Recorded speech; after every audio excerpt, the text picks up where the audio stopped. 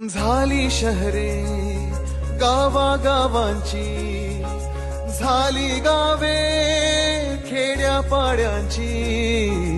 आज महाराष्ट्राचे लाडके उपमुख्यमंत्री अजितदादा पवार यांच्या वाढदिवसानिमित्त प्रदीप आप्पा कदम यांनी आमच्या गावामध्ये शिबिर भरविलेलं आहे व आम्हाला बाहेरच्या गावामध्ये जाता येत नाही, त्यामुळे त्यांनी आज आमच्या गावात 24/7/2025 या रोजी शिबिर भरविलेलं आहे व त्यांचं मी व आमचे बुर्ली गावाचे सदस्य व बुर्ली गावाचे ग्रामस्थ यांच्याबद्दल मी त्यांचे हार्दिक आभार मानते। हे भविष्य माझ्या हाती, मी प्रचंड आशावादी। हे भविष्य माझ्या हाती, मी प्रचंड आशावादी। मी राष्ट्र